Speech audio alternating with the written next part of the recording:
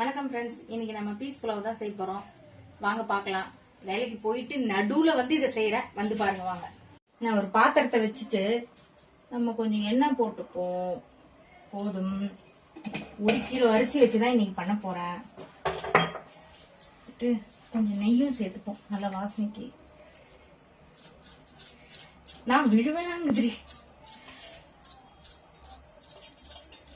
கொஞ்சமா நெய்,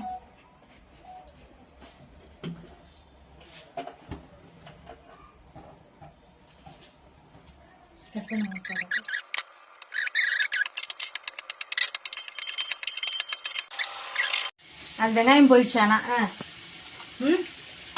நல்லா ஒரு கட்டு புதினா உரிச்சு வச்சுட்டு பீஸ் இது நல்லா ஒரு 1/2 கிலோக்கு மேலே தான் இருக்குது, 650 கிராம் இருக்குன்னு நினைக்கிறேன். அதை உரிச்சு வச்சுருக்கேன்.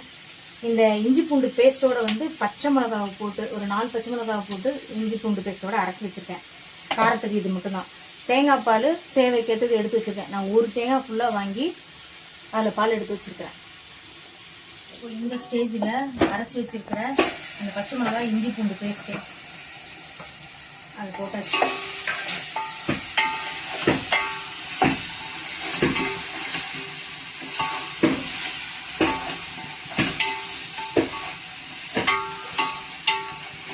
கொஞ்சம் பச்சை நாட்டம் போன உடனே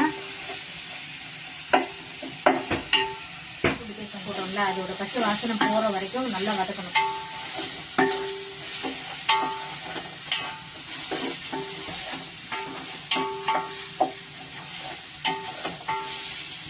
ஒரு 2-3 நிமிஷம் அப்படியே வதக்கணும், ஸ்மெல் போயிடும்.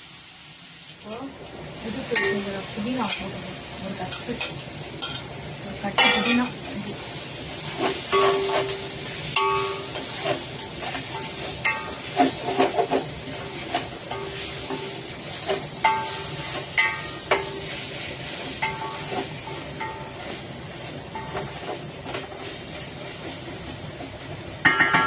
புதினாவும் அப்படியே ஒரு நிமிஷம் அப்படியே வதங்கட்டும்.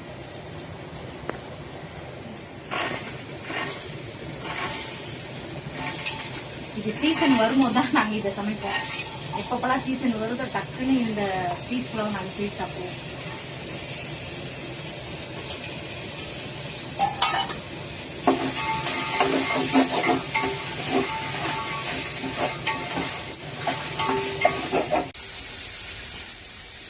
புலாவுக்கு சைடிஷ் முட்டை வறுவல், முட்டை வேக போட்டுட்டு இருக்கேன். அது ரெடி ஆகிட்டு இருக்கு ஒரு பக்கம்.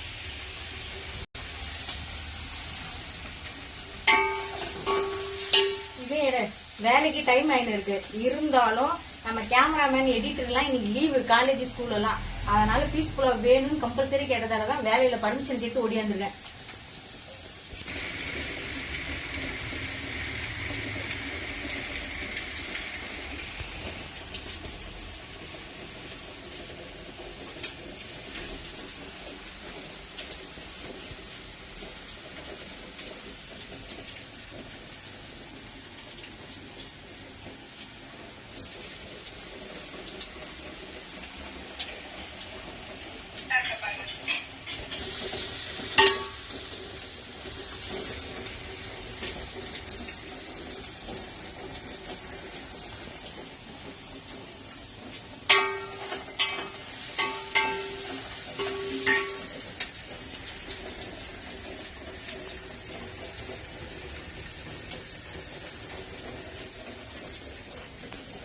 யார் கொண்டு வச்சிருக்கு?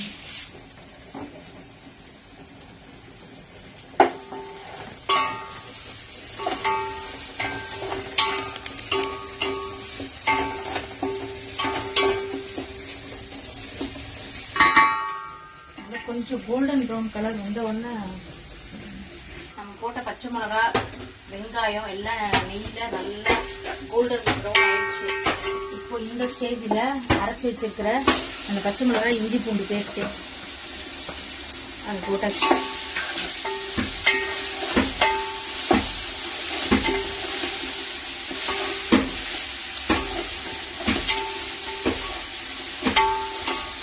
கொஞ்சம் பச்சை நாட்டம் போன உடனே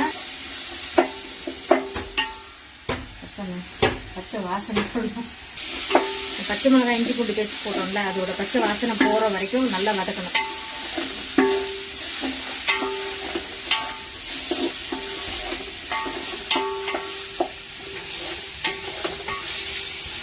2-3 நிமிஷம் அப்படியே வதக்கிட்டு ஸ்மெல் போயிடும்.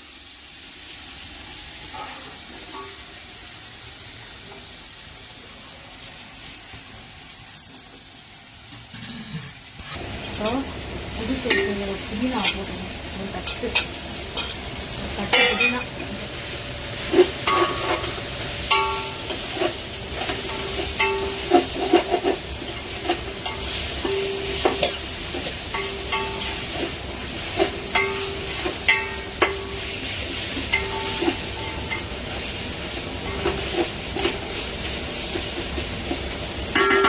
புதினாவும் அப்படியே ஒரு நிமிஷம் அப்படியே வதங்கட்டும்.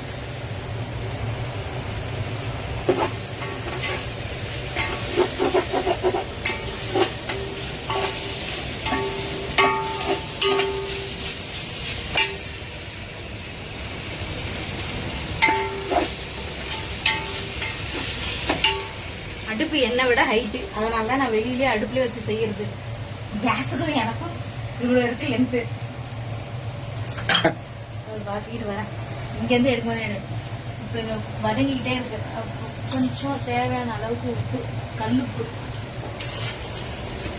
பத்தலைன்னா அப்புறம் போட்டுக்கலாம்.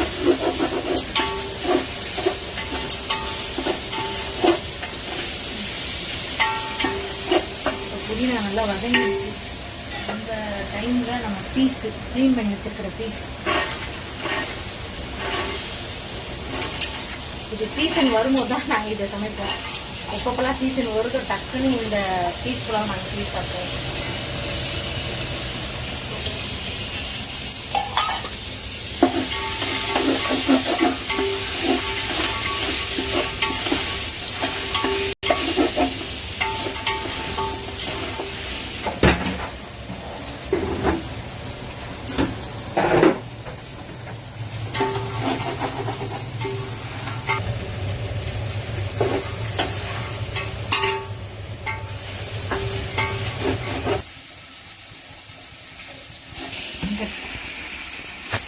ஒரு கிலோ அரிசி இது நல்லா கழுவி ஊற வச்சிருக்கு.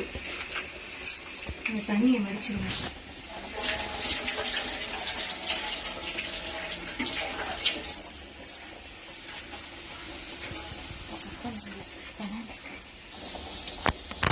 தேங்காய் பால் 3 கிளாஸ் அரிசி, 1 கிளாஸ், அதாவது 1 கிலோ அரிசி வந்து இந்த டம்ளரில் அளக்கும் போது 3 கிளாஸ் இருந்தது. அதனால அதுக்கேற்ற 1 கிளாஸுக்கு 1.5 கணக்கு பண்ணி இப்போ தண்ணி பால் ஊற்றிக்கலாம். எவ்வளோ வருதுன்னு பார்ப்போம். பால் 1 2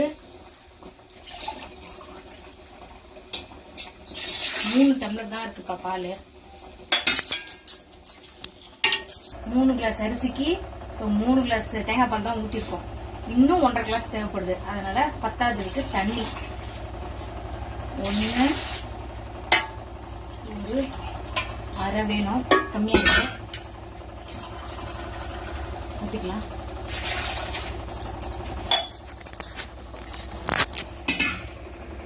மொத்தம் 4.5 கிளாஸ் தண்ணி ஊற்றிருக்கோம்.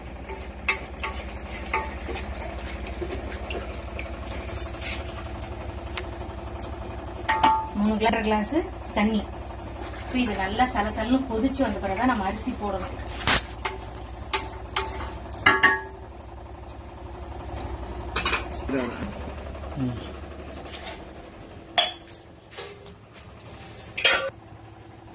ஒரு தட்டை போட்டு மூடிடுவோம்ப்பா. அப்பதான் நல்லா சலசலன்னு கொதிச்சு வந்த பிறகு அரிசி போட சரியா இருக்கும். முட்டை வெந்துருச்சு. ஆஃப் பண்ணிட்டு அது ஆற போட்டு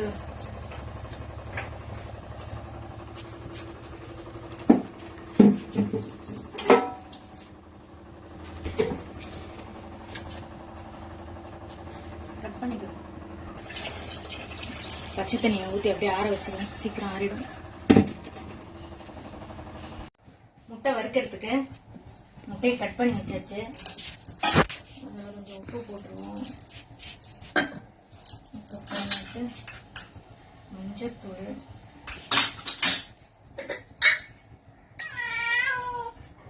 காரப்பொடி,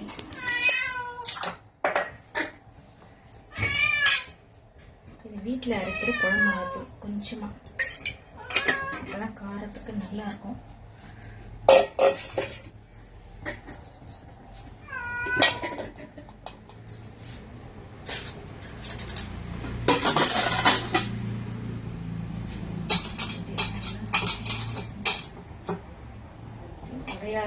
கொஞ்சம் பிசைஞ்சிட்டு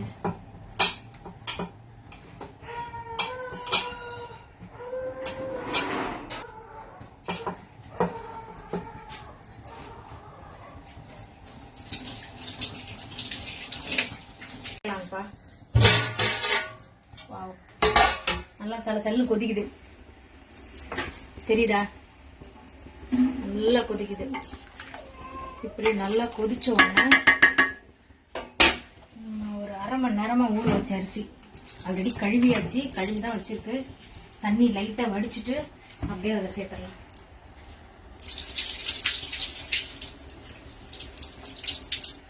பாஸ்மதி ரைஸ் இது. கெட்டல, எனக்கு கொஞ்சம் எக்கி தான் போடுற மாதிரி இருக்கு.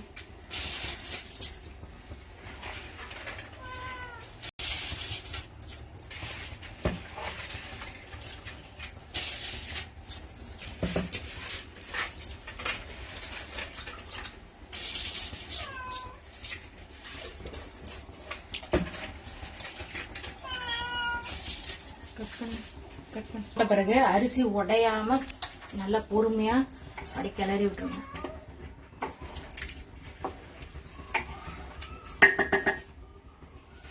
இந்த ஸ்டேஜ்ல உப்பு எல்லாம் கரெக்டா இருக்கான்னு டேஸ்ட் பண்ணி பாத்துருங்க. எல்லாம் சரியா இருக்கு. இது கூட ஒரு சின்ன புளிப்பு டேஸ்ட் இருந்தா நல்லா இருக்கும் இல்லையா? அதனால ஒரு லெமன்ல கொஞ்சம் ஒரு பாதி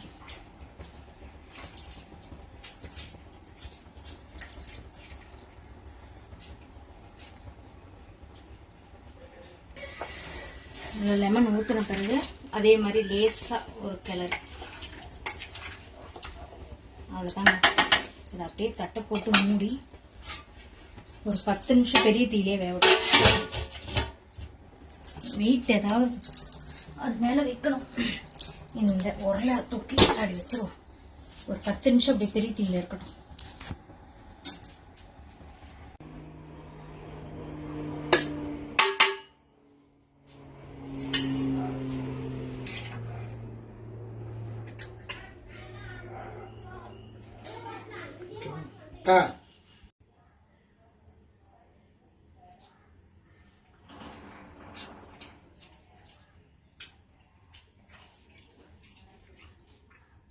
செம்ம டேஸ்டா இருக்கு, நல்லா சூப்பரா இருக்கு.